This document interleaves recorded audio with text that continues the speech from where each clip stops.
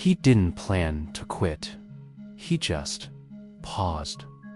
A thumb hovering above glass, a blue glow on his face, the morning light leaking through the curtains like a slow confession.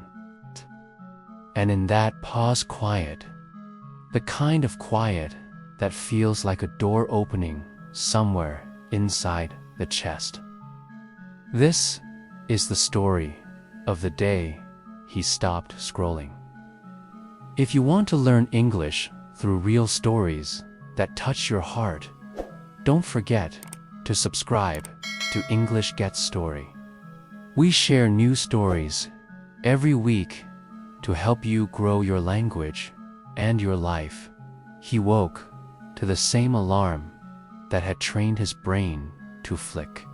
Flick to wake, flick to distract, flick to numb. The timeline always promised one more thing, another punchline, one more controversy. A stranger's vacation, a tragedy softened by pixels. But still, he did. I remember reading about the person who helped invent the endless feed years ago. How the page, by refusing to end, removed the natural moment where you would stop and breathe. He later admitted he regretted how much time it could steal. Behavioral scientists call it a variable reward loop, like a slot machine in your pocket. Not a thriller every spin, but sometimes, and sometimes, is enough. The day he stopped scrolling began like any other until a crack split across his screen in the subway. A hairline fracture, a thin white lightning bolt.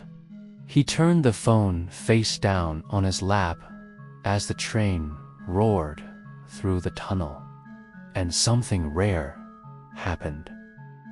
He heard the carriage sing on the tracks, the tiny gasp of a child seeing her reflection in the window, the tired laugh of a nurse with her badge flipped backward. A city symphony, the one always there, always playing beneath the static. He decided, without writing it down, to try. One day, no scrolling. He would still carry the device, still call, still text. But the infinite would have to wait. In the cafe, without the feed, time thickened and came closer. He watched steam rising from his cup, catching sunlight in fragments, turning ordinary water into a small miracle. The barista had a constellation of freckles like a map. He realized he de-ordered from her for months and never once noticed she wore a tiny pin shaped like a book. He asked what she was reading. She smiled like someone had found her hiding spot. He left with the name of a novel on a napkin, folded into his pocket like a secret. There is a number people like to share. Some estimates say we touch our phones hundreds of times a day and spend hours tapping, swiping, grazing the edge of our own attention.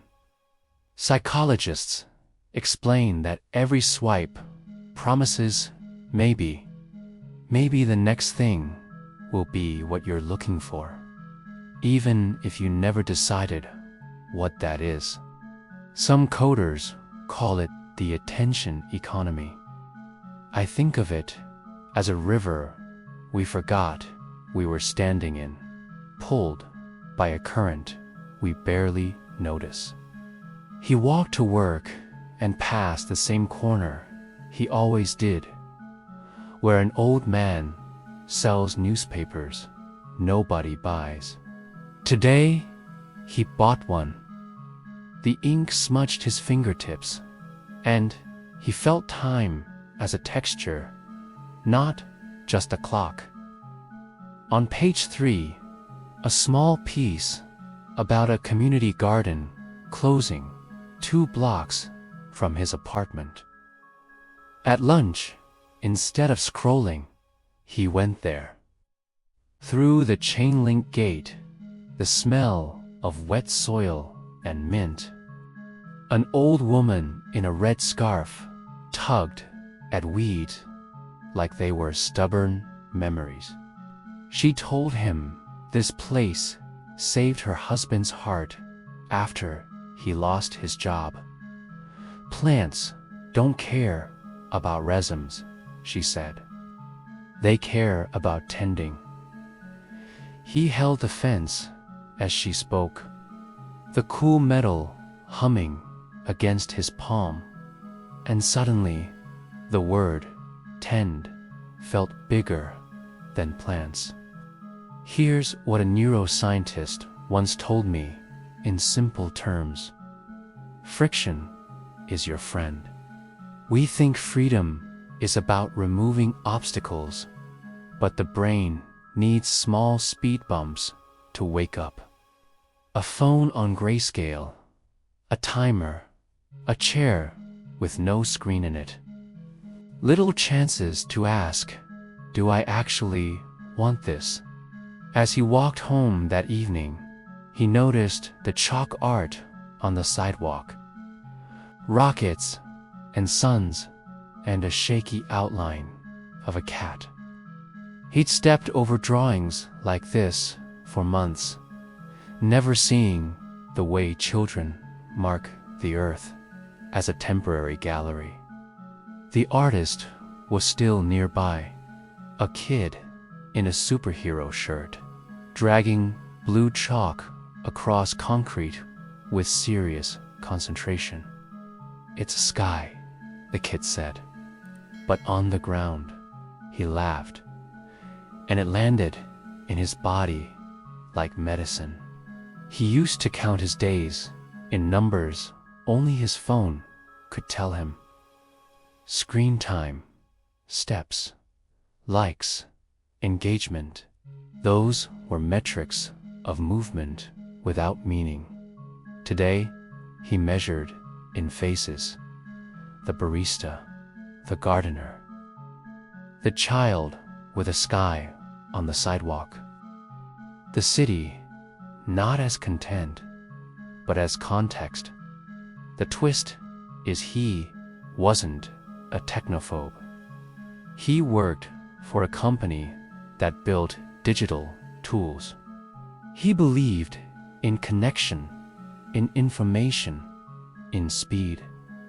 But on this day, he realized that scrolling is not inherently evil lonely when it replaces seeing.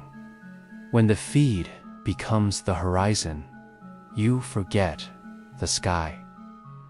Night fell like a stage curtain. He sat by the window without the soft lure of the glow. A neighbor practiced piano badly. Someone down the hall argued in a language he couldn't understand, and then laughed. He dialed his sister and said nothing for a second, letting the silence be part of the conversation. For once, he was not multitasking the sound of her voice. Before he slept, he wrote down 3 sentences on paper that fought back under the pen. Today, I saw a garden I've ignored for years. I learned the barista's name. I found a sky drawn on the ground. He tore the page out and taped it to the inside of his door. A reminder that life isn't a highlight reel. It's a collection of rooms you must walk into with your eyes open. Will he scroll again tomorrow? Of course, he's human. But the day he stopped scrolling gave him a new calibration. The second he feels that old, hungry reflex, he remembers the friction. He lets the page end. There's a question I can stop asking. What would return to you if you let something end? If you let a page reach the bottom and didn't beg for more? Maybe it's a small thing, the way tea tastes when you notice it. Maybe it's a large thing, a garden that keeps a stranger as heart beating after bad news. Maybe it's the sound of your own life, which was never silent, only drowned. If this story is a mirror, you might see yourself in it.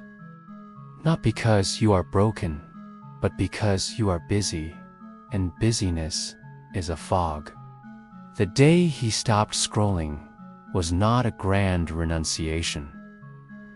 It was a pause that became a choice.